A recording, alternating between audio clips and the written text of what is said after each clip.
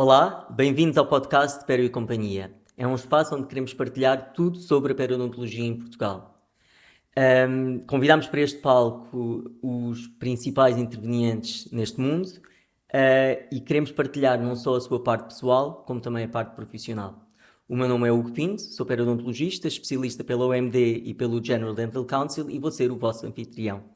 É um prazer hoje, no primeiro episódio, termos um convidado muito especial. Nasceu em Lisboa, é um desportista nato, em modalidades como o rugby, a natação e o ski aquático. Conheci-o em 2001, no meu terceiro ano da Faculdade de Medicina Dentária, na cadeira de Periodontologia 1. E posso dizer que este convidado de hoje me marcou para sempre a minha carreira e ainda hoje é uma referência em muitas das coisas que faço. Passou por Portugal, pela Noruega, pela Europa, pelos Estados Unidos e é uma referência mundial da periodontologia. É um prazer enorme recebê-lo hoje, professor Gil Alcoforado. Obrigado por ter aceito o convite. É um prazer estar aqui consigo, em que parte do currículo que não foi mencionado é que sou seu amigo e isso é capaz de ser a coisa mais importante. Muito obrigado. Então acho que começaríamos exatamente por isso. Para quem não o conhece, que eu acho que não vão ser muitas pessoas, quem é o Gil Alcoforado? Eu formei-me em Medicina Dentária em Lisboa, fiz a minha pós-graduação em Bergen, na Noruega, e depois resolvi ir para os Estados Unidos 2 ou 3 anos mais tarde para tentar entender como é que era a periodontologia nos Estados Unidos. Não sei se por acaso, se por alguma tendência escandinávia, eu acabei sempre nos Estados Unidos trabalhar sempre com escandinavos. Portanto, foi assim algo bastante especial. Depois fui bastantes anos professor de periodontologia na Faculdade de Medicina Dentária da Universidade de Lisboa. Depois tive 4 anos fora da academia e recentemente fui convidado para me juntar à Egas Muniz School of Health and Science e como reitor. À partida não era muito... Eu acho que não seria muito o meu perfil, mas pronto, acabei por aceitar e tem sido uma experiência muitíssimo positiva. É o mínimo que eu posso dizer. E pronto, continuo a fazer clínica. A minha filha está também a fazer a especialização também na Egas Muniz. E pronto, de certa maneira isso satisfaz-me muito. Nunca a pressionei, não só nem para ir para a medicina dentária, nem para a minha especialidade, mas de certa maneira dá-me aso a ter continuidade a nível clínico. Como eu disse, hoje queríamos saber mais do que só a parte profissional, não é? Professor, estou no Liceu Francês. Durante muitos anos. Como foram esses tempos? Tive bons e maus. Entrei no jardim de infância. Desde os 3 anos? Desde os 3 anos e saí no 7º ano. Portanto, fiz lá todo o liceu. Sempre testei exames. Hoje em dia, graças a Deus, não tenho que fazer exames, ou tenho que fazer muito poucos, mas eu fico nervoso por dar exames a outros, quanto mais para fazer. E, portanto, no 5º ano, já que nós éramos obrigados a fazer exames todos, mesmo que tivéssemos boas notas, porque era uma instituição privada, os professores do Pedro Nunes iam ao Liceu Francês para fazer os exames. Eu no 5º ano quis sair para o Pedro Nunes, mas a minha mãe achava que era muita libertinagem, portanto acabei por ficar no Liceu Francês até ao final. E sempre fez muito desporto? Sempre fiz algum, sim, sempre fiz algum. Quer dizer, rugby, natação, ski aquático, ainda hoje? Windsurf, fui um dos primeiros, um dos precursores do windsurf em Portugal. Acha que alguma vez poderia ter seguido assim uma carreira profissional como desportista? Não, acho que não. Acho que tenho a impressão que a educação que os meus pais me deram não me davam liberdade para esse tipo de coisas, para esses deslumbres e pronto, de facto nunca tinha feito nenhum desporto muito a sério. Bem, o rugby foi relativamente sério, mas nas camadas juvenis e júniores. Depois, quando cheguei aos séniores, comecei a achar que aquilo era muita pancadaria e vim-me embora. Mas só ultimamente é que de facto a carreira desportiva tem sido um pouco mais intensa e profissionalizante, de certa maneira. Muito bem. Acaba o Liceu Francês, portanto o 7º ano, e decide desde logo que aquilo que quer fazer é medicina dentária? Não, medicina. Medicina. E na medicina tinha assim alguma especialidade que o interessava? Tinha provavelmente, tinha duas. Certo. Tinha uma que seria maxilofacial e estética, e a outra que no fundo só apareceu no primeiro semestre do curso de medicina, que era a psiquiatria. Muito bem. Ou psicologia, algo ligado a essa parte, e o que de certa maneira para médico dentista é bom, porque E para periodontologista ainda mais, de vez em não é? quando as nossas clínicas parecem mais hospitais psiquiátricos do que outra coisa. Então e como é que acabou por chegar à medicina dentária? Bem, para já o meu pai era estomatologista. Certo. E depois, no terceiro ano de medicina, comecei a estagiar no serviço de estomatologia do Hospital Santa Maria, onde estavam lá 3 amigos do meu pai e, portanto, que me acolheram, um especialmente, 2, o professor Pedro Lacerda e o professor Fontes Pereira de Melo, e que me ajudaram. Foi aí que eu tirei o meu primeiro dente. Estava eu no terceiro ano de medicina. Um siso semi-incluso a 45 graus, não é propriamente o sítio onde também dei, nesse mesmo doente, a minha primeira troncular, empurrado pelo professor Pedro Lacerda. Ele disse: olha, anda cá, vamos tirar isto. Mas isto é um siso. Está bem, isto é fácil. Corta-se um bocadinho a coroa, isto é fácil. E assim foi, e assim tudo correu, e assim começou também o gosto. Quando, no final do terceiro ano, abrem as inscrições para a primeira escola de medicina dentária em Lisboa, eu concorri, sem dizer nada aos meus pais, e no dia em que fui aceito, nessa altura é que dei a notícia, o que foi uma bomba, estranho que possa parecer, ficaram super zangados comigo. Mas pronto, eu tinha decidido ir e assim continuei. Nada o iria demover. Não, exatamente. O que é que fazia nos tempos livres da faculdade?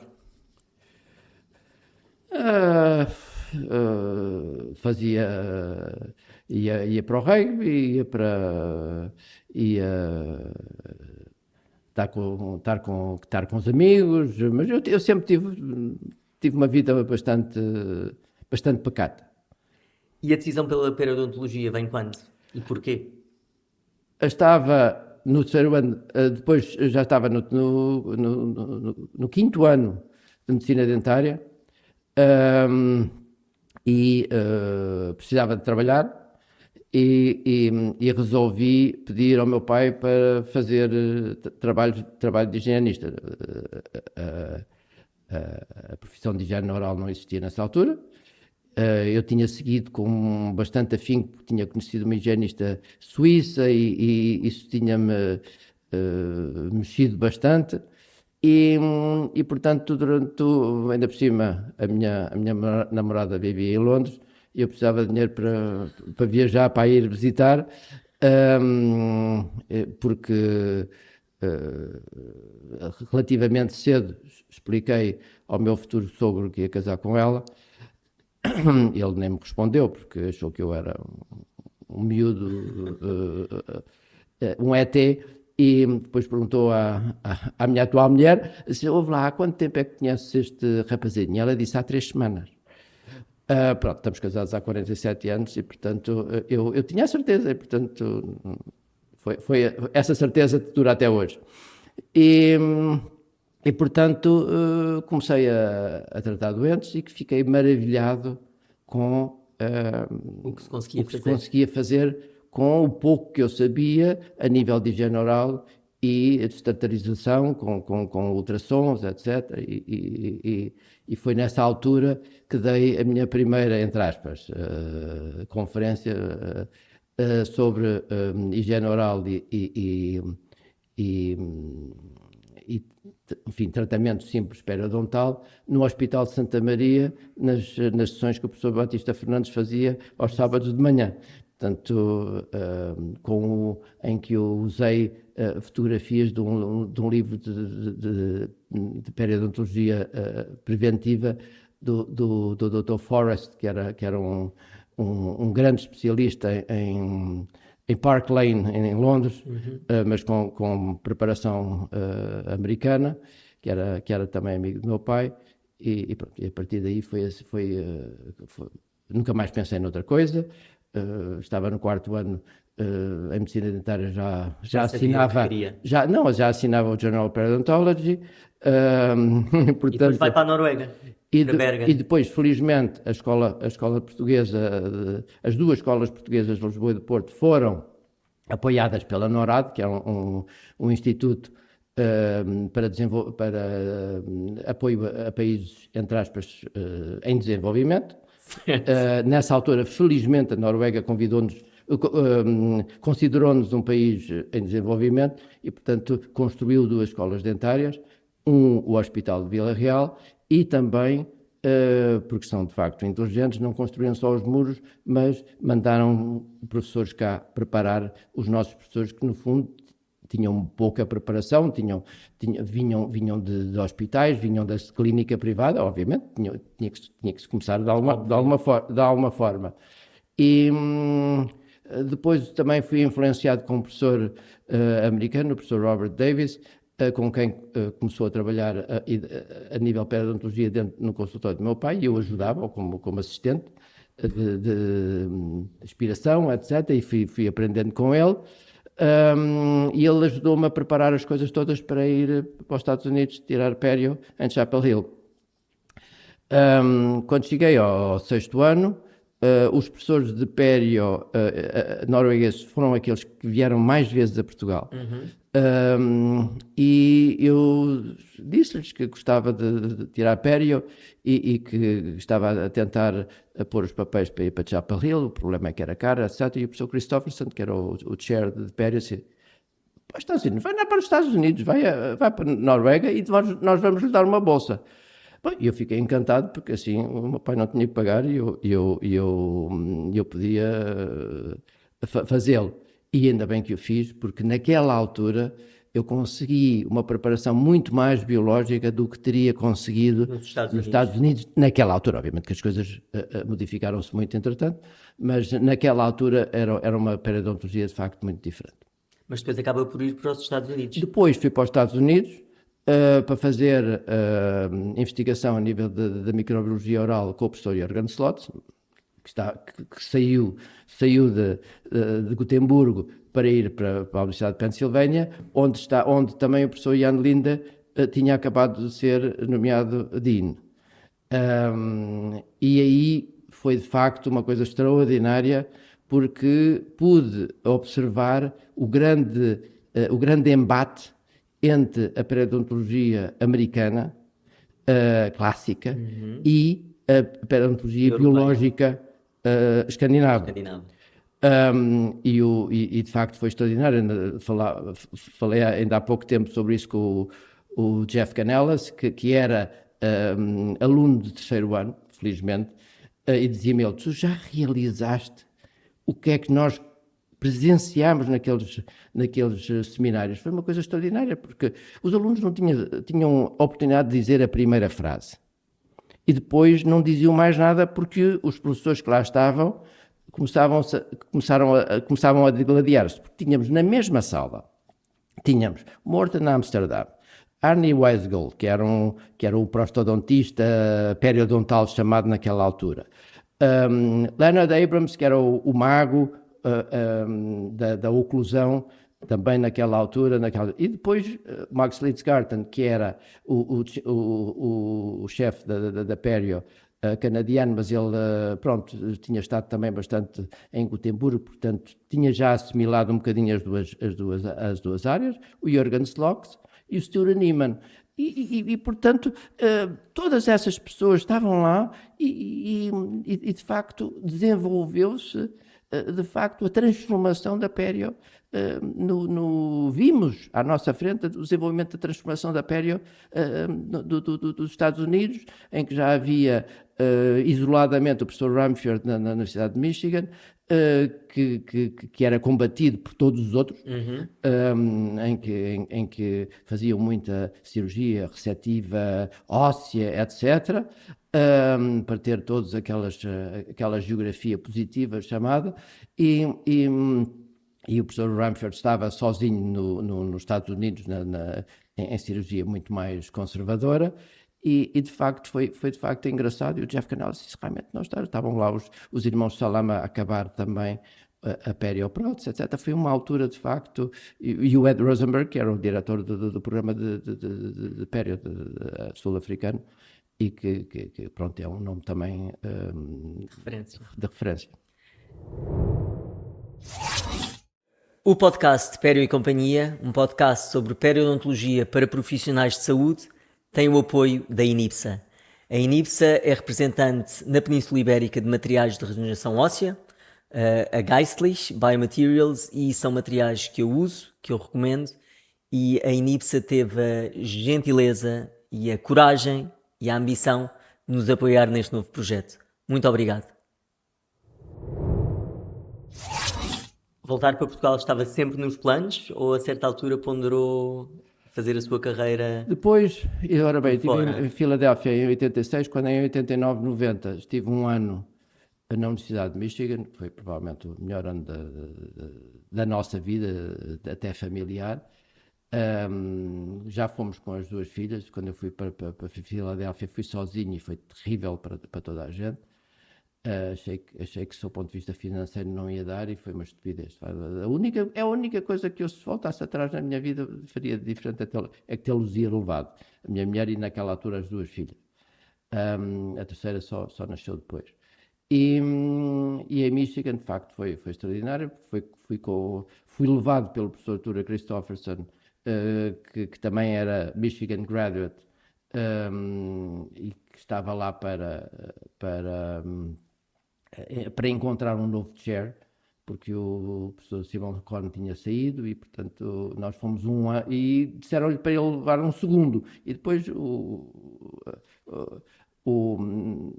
departamento de pério da Noruega resolveu que eu seria a pessoa indicada, e eu fui com o professor Christofferson um ano como professor já, e onde fiz também investigação, etc. E, no fundo, parte da minha investigação, da minha tese de doutoramento, grande parte foi feita em Filadélfia, depois em Michigan, depois outra vez em Filadélfia. E aí poderia ter ficado por Michigan? Em Michigan ofereceram-me, e pensei duas vezes, mas a parte familiar para mim era muito forte,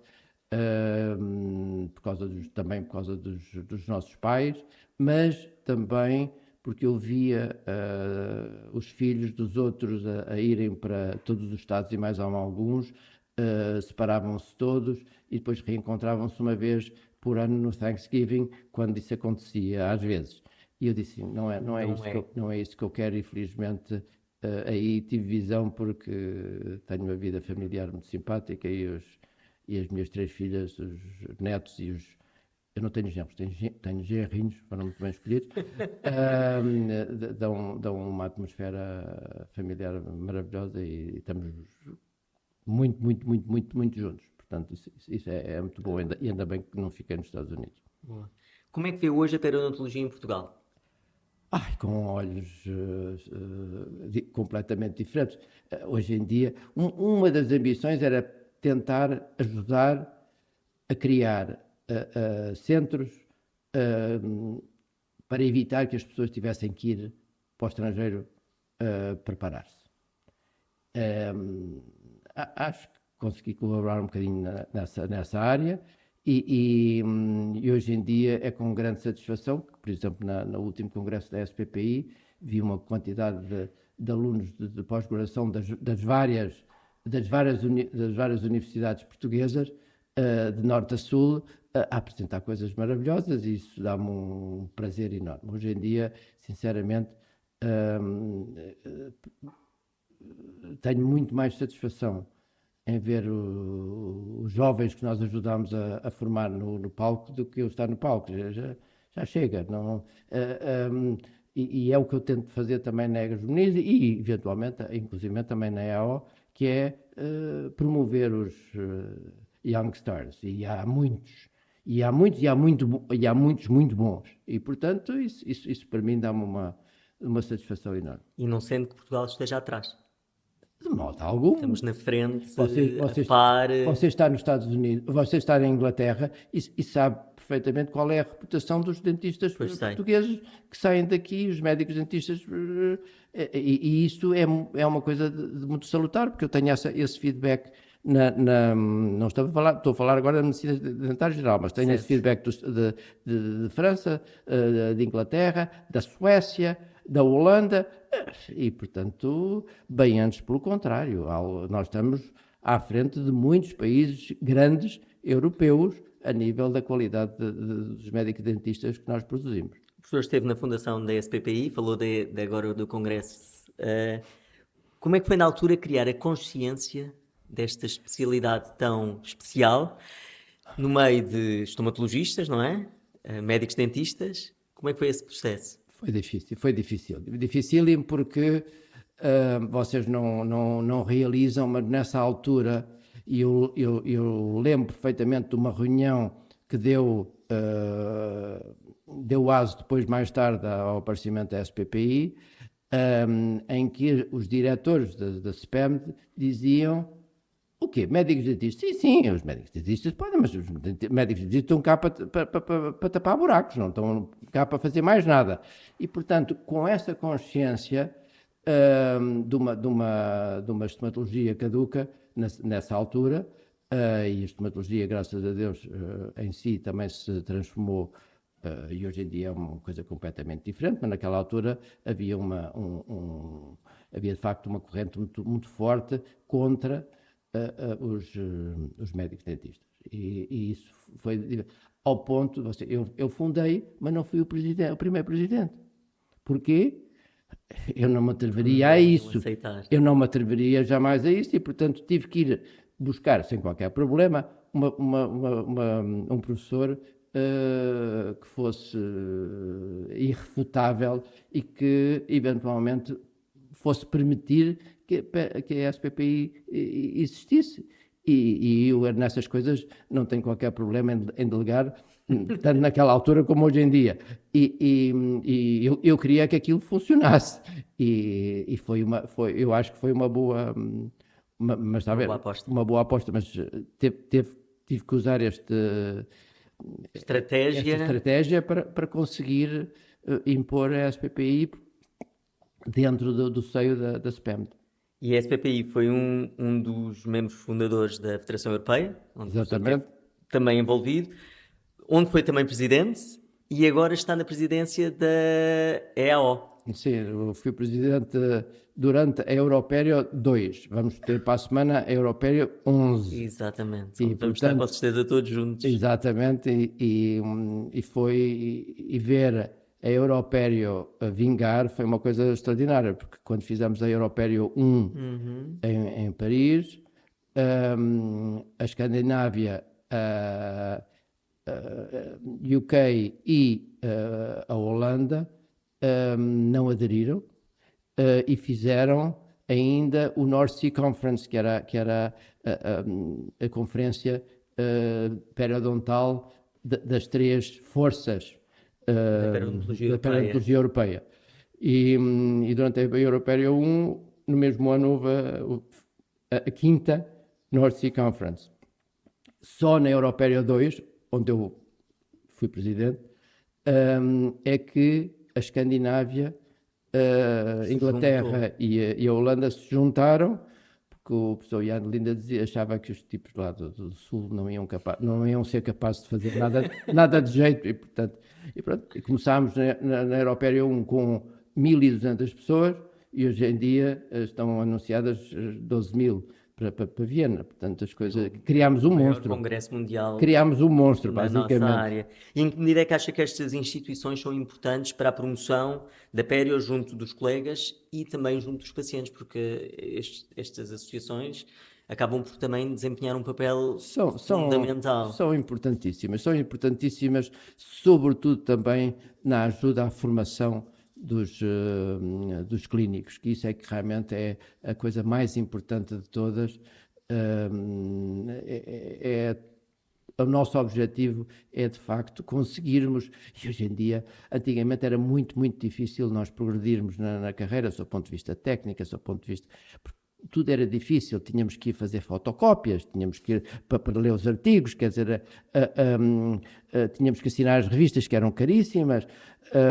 Hoje em dia Está tudo à distância de está um clique. tudo à distância de um clique, com o YouTube tem todas as técnicas possíveis e imaginárias, obviamente umas até que seria bom que não tivessem lá, mas pronto, mas isso aí há que ter o discernimento de cada um para escolherem as coisas certas, mas de facto hoje em dia só não aprende quem não quer.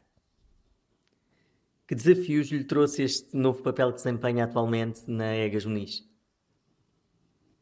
Olha, quando me convidaram e eu recusei, porque achei que era um convite muito simpático, mas achei que não tinha perfil para o coisa, depois fui, como foram de tal maneira simpáticos, achei que tinha que fazer algo de especial para explicar porque é que não ia aceitar, e escrevi, pronto, tive um documento que ainda tenho hoje em dia, gravado no meu computador, com 3 páginas e 7 items, e explicar-vos porque é que eu não podia, porque tinha a EO, tinha o ICD, tinha uma série de coisas, saía muito. Tinha a clínica algo furado. Tinha a clínica, etc. E ponto a ponto, eles foram desmistificando assim, sim, não, você está a dizer que isso é um problema. Não, isso não é um problema, isso é bom para nós. E cheguei ao fim e eu disse, então e agora?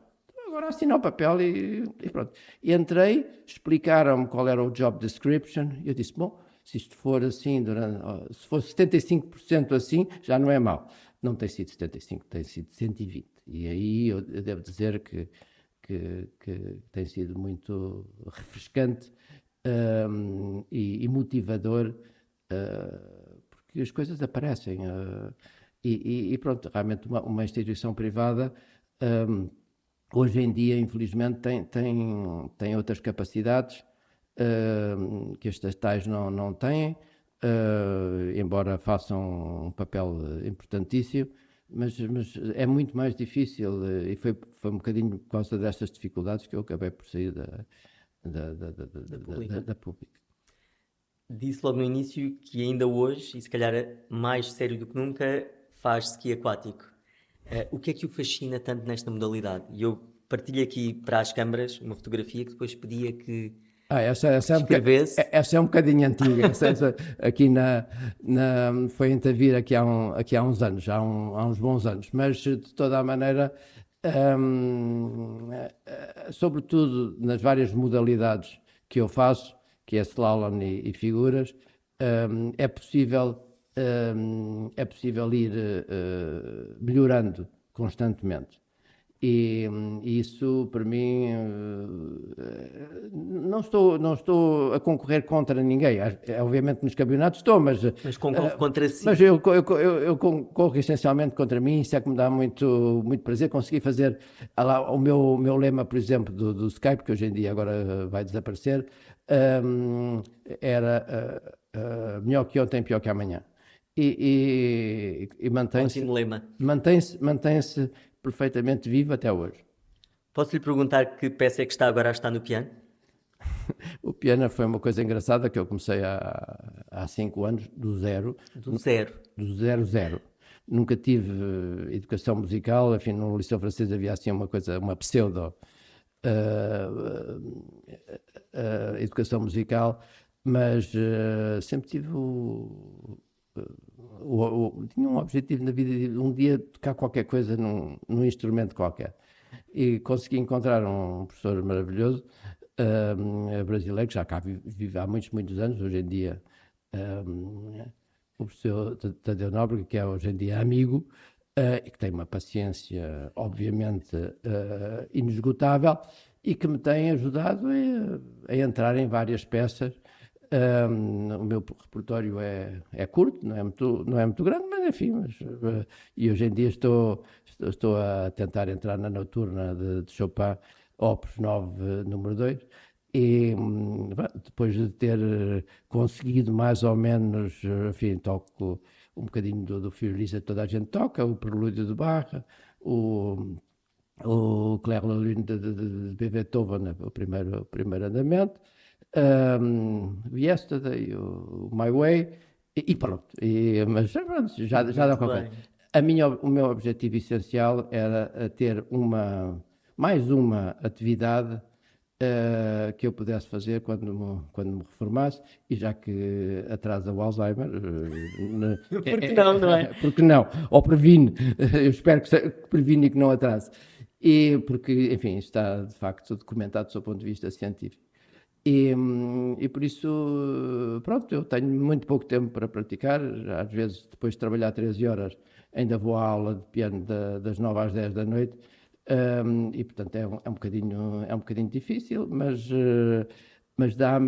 consegui uma base para depois poder intensificar a aprendizagem quando um dia que me reformar.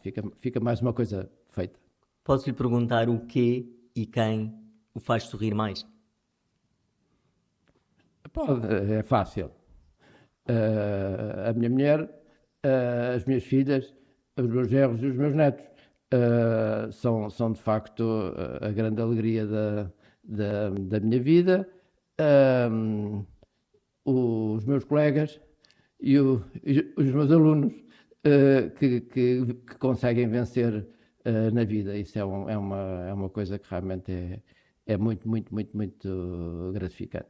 Sr. Professor, muito obrigado pela partilha. Foi um prazer recebê-lo neste primeiro episódio deste novo projeto, Pério e Companhia, o podcast que pretende trazer a este palco as estrelas da periodontologia em Portugal. Obrigado. Muito obrigado por ter tido aqui. Um grande abraço.